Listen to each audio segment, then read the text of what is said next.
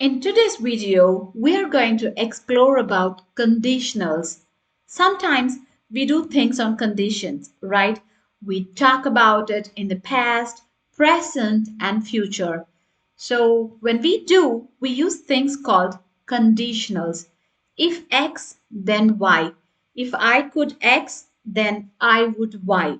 But what are they? They are called conditionals. We have different types of conditionals. We have a zero conditional, type 1 conditionals, type 2 conditionals, and type 3 conditionals. Let's see zero conditional. So, zero conditionals describe universal truths or cause and effect facts, anything that always happen when a certain condition is met. You use present simple in both parts because it's about what's generally or scientifically true. Example, if spring comes, then flowers bloom. If the sun rises, then we can see. Easy, right?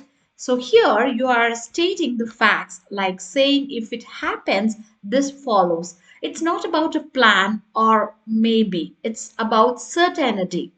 Got it? The next one is type 1 conditionals. Type 1 conditional talks about real possibilities in the future, situations that might happen. You use present simple in the if clause and will plus base verb in the result because you are predicting a likely outcome. Examples, if we go on a trip, then we will have fun. If you come over tomorrow, then we will eat lunch together. So here you are looking ahead. If this happens tomorrow or later, then what will happen?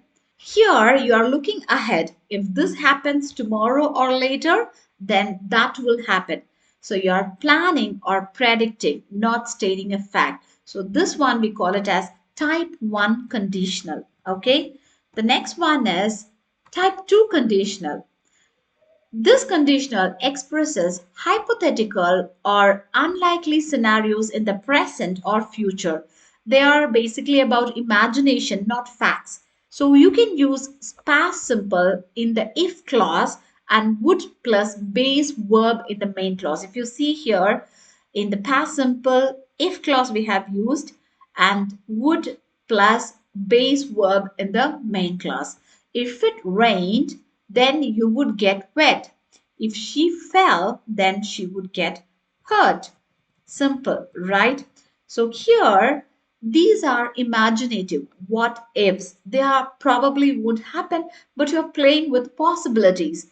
You use past tense, but it does not refer to the past. It just shows it's not real now. Got it? Then the next one is the third conditional, type 3. This conditional look back at past hypotheticals, things that did not happen. You use past perfect in the if clause and would have plus past participle, the third form of the verb, in the result. So it's all about regret or reflection. Say, for example, if we hadn't watched the movie, then we would have saved money. If she had eaten this morning, then she wouldn't be hungry now.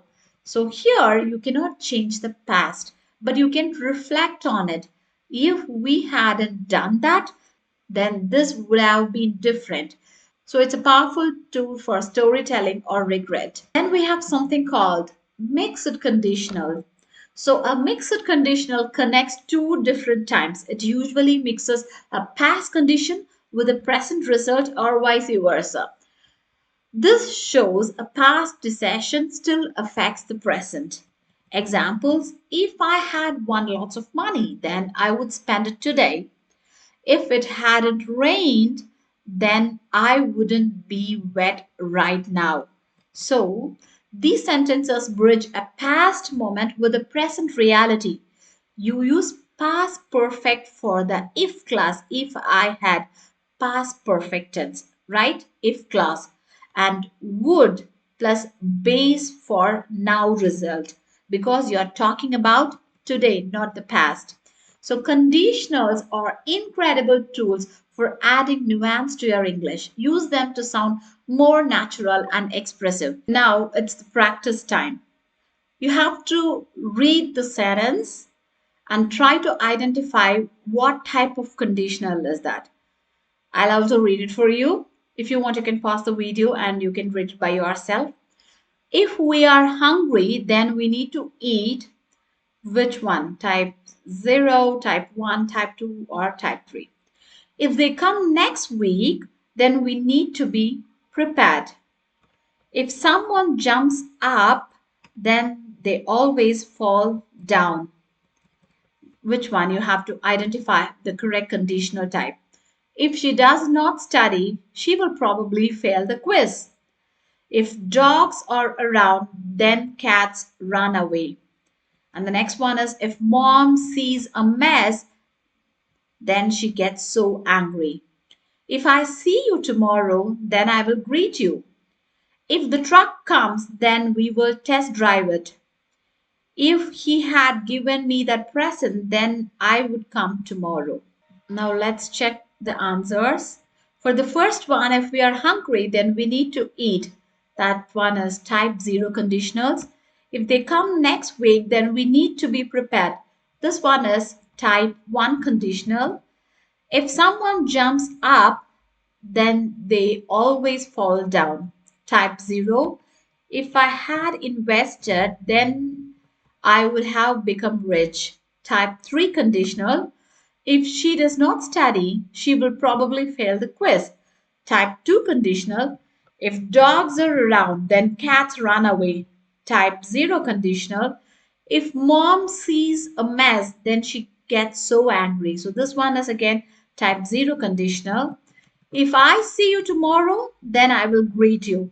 Type 1 conditional. If the truck comes, then we will test drive it. It's again type 1 conditional.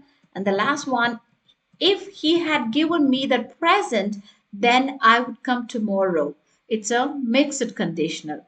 Easy, right? Now that we have explored all types of conditionals from type 0 facts to mixed type blends, you might be thinking, okay, great grammar, but why should I really care? The answer lies in how conditionals elevate your English every single day.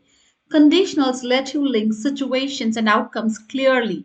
You're not just saying something happened, you're showing how some one thing leads to another. Think if you come over tomorrow, we will eat lunch together. It's straightforward, specific, and helpful in planning your day to day conversation. So you can use conditionals and you sound like a native speaker, flipping between if spring comes, flowers bloom, or dreaming with if she fell, she would get hurt shows command of nuance, right? You're not just memorizing the rules, you are thinking in English logically and in a sequence flow. So type 2, 3 conditionals and also mixed conditional let you play with the reality. If it rained, you would get wet or reflecting. If she had eaten this morning, she wouldn't be hungry now. These type of sentences allows you to express imagination, regret or possibility, which is very essential in storytelling, advice and introspection. And in work or academics, conditional shape clarity. If we implement this strategy, productivity will improve. Or in emails, if you have any questions, feel free to ask. So you are using the right structure, which makes your English sound more professional and trustworthy. Beyond grammar, conditionals help you become a better thinker. They let you evaluate consequences. So here is your challenge. You have to pick one conditional type each day and use it in real context. By weaving conditionals into your everyday English, you will start speaking with depth, clarity, and natural flow.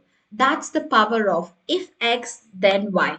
If you found this helpful, like and subscribe for more deep dives. I'll see you in the next one. Bye bye.